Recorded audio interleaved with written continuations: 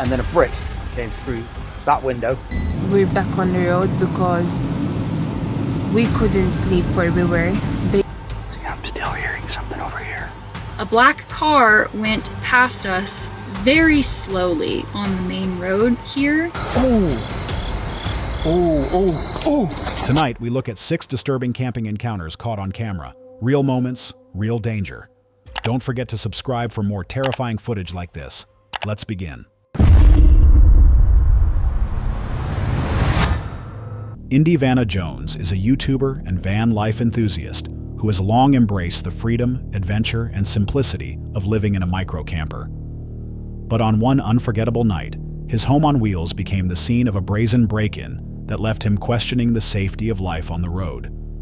The day had been idyllic. After exploring England's Lake District with his partner, including a scenic boat ride and a day of sightseeing, Indy prepared for an early work shift the following morning.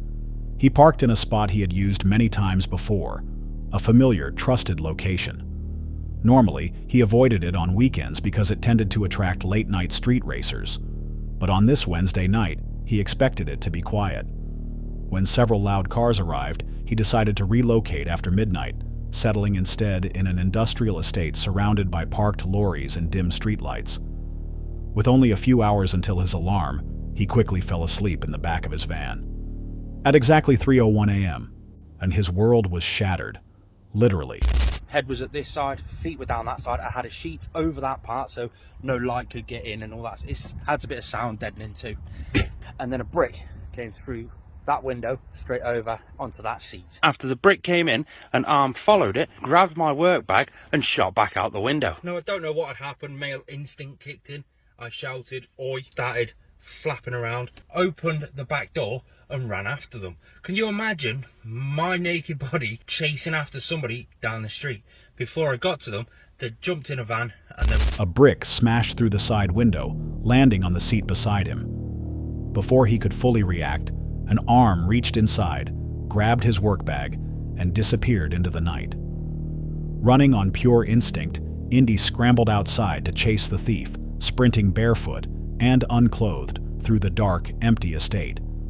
But the intruder was already climbing into a waiting van, which sped away before Indy could catch up. Returning to his vehicle, he realized the situation had only worsened. Now, whenever I'm in the van, I get my keys, find the lock button, and listen, the van is locked while I'm inside the van. However, there is a little latch down the side of the door to get out. So there's me out running down this industrial estate, trying my hardest to catch them, grab my work bag back. There's nothing really valuable in the work bag at all. A couple of tachograph cards and my water bottle, my headphones, my CPC card, just all the stuff a driver would need in his work bag. My lunch. Upon returning to the van though, the whole van's alarm system's going off. I tried to get in the back, realising instantly that I had no clothes on. Went round to the back, grabbed the door, it was locked. Hold on, what's happening here? The alarm's still going off at this time. Side door was locked. This door was locked. What am I going to do? The alarm's going off, drawing loads of attention to the van, while my naked ass is trying to get in the back doors. I jumped out the van, left the keys inside the van, and I'd gone running off. The van had locked itself because it was already locked before I got out. Luckily, to an extent, luckily, the side window was missing. A brick had just gone through. I had to crawl my naked butt through there into the back to get the keys to unlock the van, to disable the alarm system so that the alarm would stop going off, for me to then get back in the van, get myself sorted, figure out what to do, what's just happened. In his rush to give chase, he had left his keys inside, and the van's automatic locking system had sealed every door. With the alarm still blaring, there was only one way back in, through the shattered window. Climbing through the jagged opening, he retrieved his keys, silenced the alarm, and began taking stock of the damage. The stolen work bag contained critical items for his job as a driver: tachograph and CPC cards, headphones, sunglasses, and even his lunch.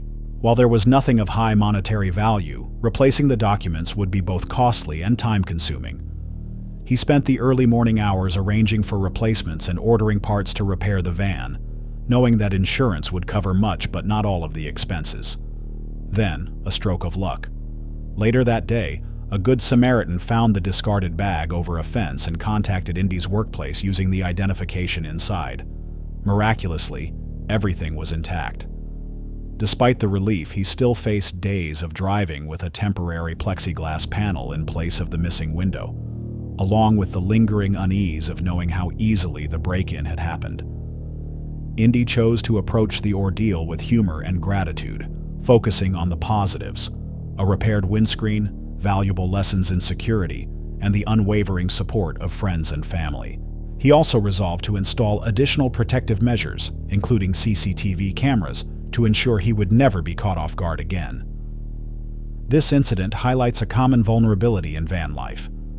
Stationary vehicles in quiet industrial areas can be easy targets for opportunistic thieves. The fact that the intruder had a waiting getaway vehicle suggests the break-in was premeditated rather than random. For those who live on the road, the balance between freedom and safety is always delicate. Would you have fought to protect your belongings? Or stayed inside, avoiding a potentially dangerous confrontation? And what if the thief had chosen to enter the van instead of just grabbing the bag? Hold on a sec. If you're enjoying this so far, make sure to hit that subscribe button. Let's continue.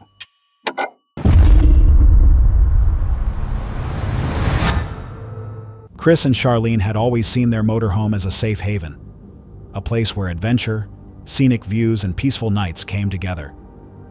From breathtaking vistas to tranquil campsites, their travels had been filled with joy and a deep connection to nature. But during one overnight stop in France, that sense of safety was shattered by a terrifying incident that would leave them far more cautious on the road. The day began like so many others. They spent hours exploring the countryside, looking for the perfect place to park for the night. Eventually, they found a picturesque hilltop surrounded by trees, complete with benches and a fire pit. As daylight faded, they lit a fire, enjoyed dinner, and planned the next leg of their journey. Despite the chill in the air and the rising wind, the setting remained calm and inviting. There was just one issue. The slope of the parking area made it uncomfortable to sleep. After considering their options, they decided to move to a flatter spot further down the hill. By the time they arrived, fatigue had set in. They locked the doors, settled in, and expected an uninterrupted night's rest. We're back on the road because we couldn't sleep where we were. There were a lot of people outside our van and we didn't feel safe there. So we sleep and we heard a lot of noise coming from outside.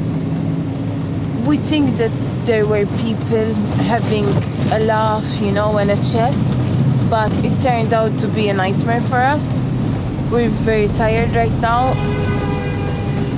But peace wasn't in the cards. At around 3 a.m., they were jolted awake by noise outside the motorhome. At first, it sounded like distant voices and music, perhaps a group of people nearby enjoying themselves. But the sounds grew louder, and soon the voices were joined by the unmistakable noise of footsteps and movement around the vehicle. Then, without warning, the motorhome came under attack. Loud bangs echoed through the night as multiple individuals began pounding on the vehicle from different sides. Their dog, Holly, erupted into frantic barking, sensing the threat. The couple quickly realized they were surrounded. Heavy thuds struck the front of the motorhome, followed by rapid, aggressive pounding along the sides. For a moment, Chris considered stepping outside to confront the group. But with several people outside and no way of knowing their intentions, the risk was too high. Instead, they made a split-second decision to leave. Chris started the engine, and they sped off into the darkness, fearing the group might follow. After driving aimlessly for 15 minutes, they finally stopped in a location that felt safe. Their adrenaline was still surging, making it hard to process what had just happened. By morning, parked in a secure area, they assessed the situation. There was no physical damage to the motorhome, but the emotional impact was undeniable. The experience was a harsh reminder that a peaceful campsite could turn dangerous without warning.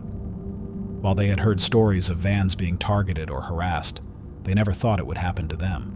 It prompted a reevaluation of how they chose overnight spots, avoiding secluded areas at night, staying aware of their surroundings, and keeping doors locked at all times. Despite the fear, they were grateful to have escaped unharmed and without any property damage. It was an encounter they would never forget, and one that would permanently change the way they approached life on the road. The attackers' motives remain unclear.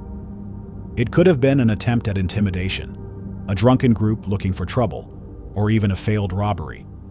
The coordinated pounding from multiple sides suggests it was intentional rather than random.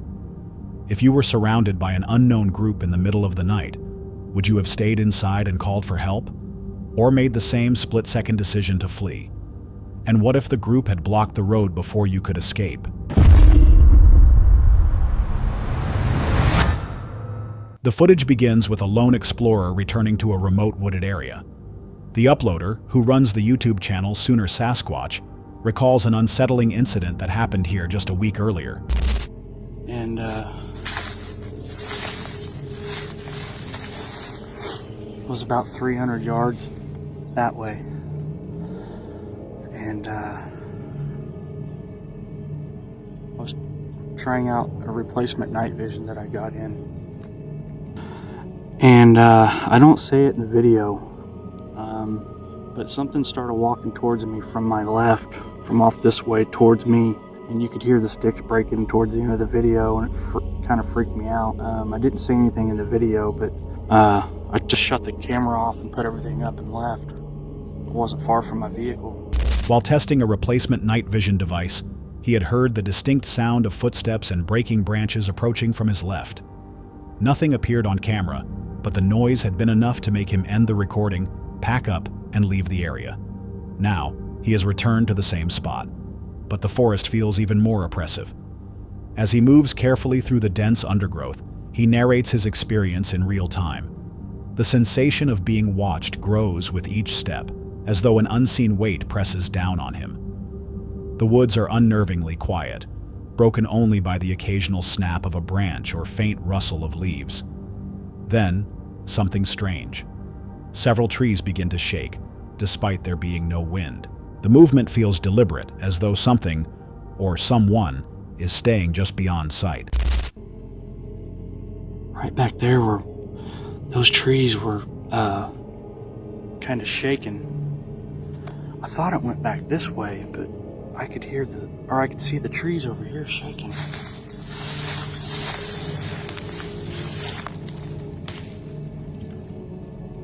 See, I'm still hearing something over here. And it's really cold. I keep seeing a black shape in there. His camera briefly captures a black shape flickering between the trees. He approaches but remains visibly tense. The silence of the forest amplifies the sound of his footsteps and the occasional creak of the trees. On the ground, trampled foliage suggests that something large has passed through recently, though there are no signs of wildlife. Sweeping his flashlight across the area reveals open patches in the forest that align with where he suspects the movement began.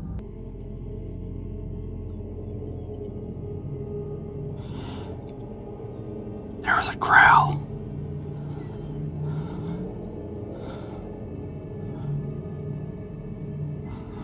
I'm gonna do a real slow pan and then I'm getting out of here. I'm freezing.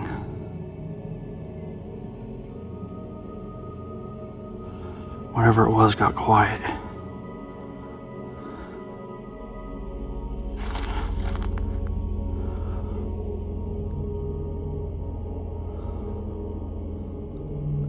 Right through there is where I think it went. You can see right in the middle of my screen is it's all open.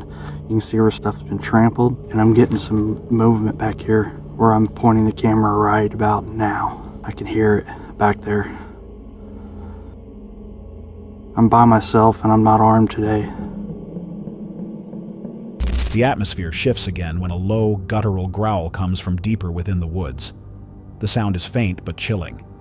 Alone and unarmed, he hesitates to go any further. When he reaches the location of the last movement, the forest is completely still. The air feels heavier, the silence more oppressive, as if whatever had been moving is now simply waiting for him to leave. With the cold setting in and the tension reaching its peak, he decides to retreat. The video ends with his hurried departure, leaving the mystery unresolved. The deliberate shaking of trees, combined with the sighting of a dark shape and the deep growl, suggests the presence of a large animal, possibly a predator. Others speculate it could be a person intentionally avoiding detection, while some point to the possibility of Sasquatch activity. The sudden stillness after so much movement only adds to the mystery. If you were alone in the woods and something seemed to be tracking you from the shadows, would you continue forward, or leave before the silence broke again? And if it wasn't an animal at all, what could have been hiding just beyond the tree line? The next story follows Casey Johnston, a solo female van lifer and self-taught van builder who documents her minimalist, self-reliant, nomadic lifestyle. In 2023, she bought a 2018 Ram ProMaster, nicknamed it Maggie, and spent over a year converting it into a fully functional home on wheels. On March 30th, 2025, that peaceful routine was shaken by something far more unsettling. While parked in a small town in southern Utah, Casey began her morning as usual, waking early, sipping coffee, and working on her laptop. But her calm start was interrupted when a black car drove past unusually slowly. At first, it seemed odd, but not necessarily alarming. Minutes later, the same vehicle returned, pulling into the lot where her van was parked and driving behind it. That was a really short morning montage because usually I would show you guys me making coffee or breakfast here in the van, and that is just not what happened this morning. In fact, Olive and I had a fairly unsettling morning, and I'm going to tell you guys about it. And if you're new here, hi, I'm Casey. I live in my self-converted camper van full-time on the road with my cat Olive. So just for some context, we are in a very small town in southern Utah, and we have already switched spots, but the spot we were at last night and this morning was actually a big dirt pull-off off the main road going in and out of town. So Olive and I, fairly early, I started working on my computer and recording some footage for the vlog, and I noticed at about 7 a.m. a black car went past us very slowly on the main road here. Speed limit is 40 miles an hour, and this car was going maybe 15 to 20 miles an hour, which struck me as odd, but they kept driving, so I really didn't think much of it. Until about 5 minutes later, the same car came back down the road and pulled off into the same lot as us and actually drove behind the van. And I was close enough to the car at this point that I could see there were two men in it. One was driving and one was in the passenger seat. And they actually went up a little road that was behind the lot that we were parked in. And they got to the end of the road, turned right back around, and then very slowly started coming back down the road towards the van. So this whole time I'm sat up here in the cab area very discreetly trying to watch what they're doing out this driver's side window. But once they got close enough back towards the van, I actually moved from up here into the back area because that is where I keep my safety items. And unfortunately, I don't have a window on the driver's side back there, so I lost my visual of them, but I could hear that they pulled their car up right along the driver's side of the van, and they actually honked their horn at us, which of course I ignored. And after I didn't respond to their honk, one of them got out of the car and came up and started knocking on my driver's side window. From her vantage point, she saw two men inside. They took a side road behind the lot, reached the end, then turned around and slowly headed back toward her van. Trying to watch without drawing attention, she shifted to the back area to access safety items, losing visual contact, but hearing the car pull up alongside her driver's side. The men honked, then one got out and knocked on her window. This wasn't law enforcement, security, or anyone she recognized. Just two unknown men at her door. She ignored the knocking. After a few minutes, they left, heading back toward the main road. Knowing she needed to move but wary of leading them into a remote area, she searched for a safer location nearby. Which I also ignored. And just to clarify, this was not a police car, this was not a security car. These were just two dudes in a car. So a couple minutes after I ignored the knocking, they finally left. They went back out onto the road and I watched them slowly drive away. At this point, I knew I needed to leave the lot, but I wasn't sure where I was going to go because again, this is a small town and it is surrounded by very desolate areas. So the last thing I wanted to do was immediately try to leave town, drive out into the middle of nowhere and have them follow me. So I was looking up on my phone options for places to go. And I kid you not, 30 to 45 minutes later, the same car comes back down the road and pulls off on a street just up the road from us. So my brain is immediately telling me, oh, these guys are up the street and now they're just watching you. So I decided to come here, about 3 minutes away to a local breakfast joint. I didn't see them follow me and I haven't seen them in the hour that I've been sat here now. But yeah, pretty weird morning. So all that to say, you guys, I've decided Olive and I are driving about 2 hours away from here today. Feel better about doing it now that it's later in the day and there are just more cars on the road in general. And we're also going to be passing through the Four Corners, which is the intersection of Utah, Colorado, Arizona, and New Mexico here in the US. There's a monument there that I will bring you guys along with me to go see. But other than that, the only priority today is finding and getting to a place where we feel safe settling for the night. So yeah, let's hit the road. I'm ready to leave. Roughly 30-45 minutes later, the same car appeared again, this time parking on a nearby street within view. It felt as though they were watching her. She quickly relocated to a local breakfast spot a few minutes away and didn't see them again.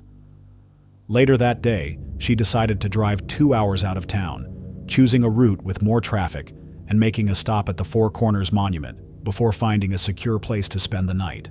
From her account, the men's behavior strongly suggests malicious intent, whether it was intimidation, an attempted setup, or simply stalking. The repeated passes, close proximity, and lingering presence point to more than casual curiosity. For solo travelers, encounters like this can escalate quickly. Would you have confronted them, called local authorities, or left immediately? And what if they had followed her onto the open road? The next encounter comes from Tanya and Dave, the duo behind Let's Turn It Up World. Life in their camper van takes them from scenic campgrounds to quirky roadside stops, embracing both the challenges and joys of full-time RV living. But during one stop at a casino parking lot, a seemingly ordinary night turned into something far more unsettling, leaving them uneasy and questioning the safety of their lifestyle. The day began like many others, wrapping up their stay at a campground in Lone Pine, California, and preparing for a 4-hour drive to their next stop. The plan was simple: spend the night in the parking lot of an abandoned hotel next to a casino.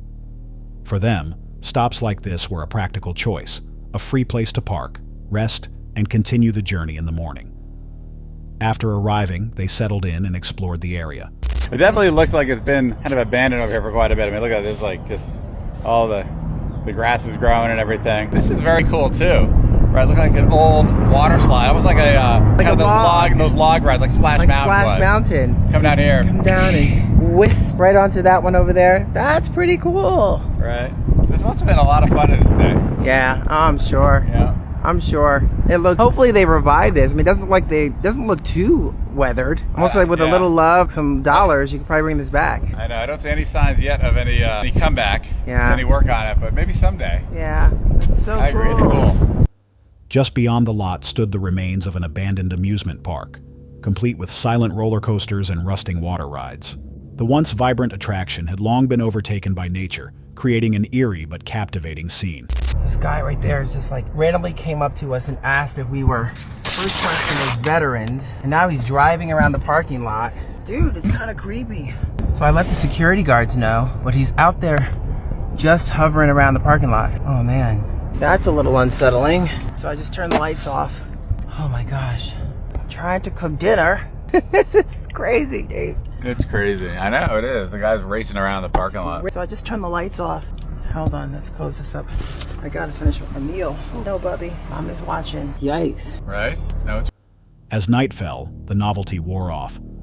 Tanya noticed a man in a black car lingering nearby. His questions were unusual, his presence out of place. After a short conversation, he drove away. But the uneasy feeling lingered. That feeling only grew stronger when the same car returned. There's a black car. It feels a little weird as well. Just kind of sitting there. Oh gosh. That is the same one that was there earlier. The Ford that was there earlier that also kind of circled by. Black Ford Explorer. Oh my goodness gracious. I mean, I'm not sure if I'm just worrying too much or... We're gonna move it on. Yeah. This time with a white van that had few windows. The vehicles began circling the lot, moving slowly past their camper as though surveying it. They eventually parked nearby, their occupants staying inside, watching. A security guard confirmed the man had been acting erratically earlier, further raising concern. The couple began to suspect they were being cased, their van and belongings, including their bikes, potentially targeted. The white van, in particular, felt suspicious, its design perfect for concealing stolen items. With their nerves on edge, Tanya and Dave decided to cut the night short. They secured their belongings, turned off the lights, and left the lot. During the tense drive to a truck stop they had visited before, they checked their mirrors constantly, worried they might be followed. Relief only came when they arrived safely and recognized the familiar location. By the next morning, they were rested but resolute. When something feels wrong, it's better to act than hesitate. The experience had been a rare but sobering reminder that not every overnight spot is safe. The repeated appearances, slow passes, and coordinated presence of two vehicles suggest more than coincidence. Whether it was theft in the making, intimidation, or something worse, the behavior displayed classic signs of targeting a vulnerable situation. In moments like this, hesitation can be costly. Would you have stayed and confronted the situation, or left as quickly as possible? And if they hadn't moved that night, what might have happened before morning? Dylan and David are the creators behind Signs and Signals, a YouTube channel dedicated to exploring eerie, unexplained, and historically haunted places. Their latest destination was Lockhart, South Carolina, a small town rich in history and steeped in unsettling legends. Among the most enduring tales is that of the Lady in White, a ghostly figure said to appear under the cover of night. On October 30th, 2023, the eve of Halloween, the pair arrived in town for an overnight investigation. The atmosphere was heavy from the start. The streets were silent, and the faint sound of the nearby river seemed to amplify the unease. Guided by a local tip, they made their way toward a bridge long rumored to be a hotspot for paranormal sightings. Access, however, was blocked by fences and warning signs, forcing them to look for another location.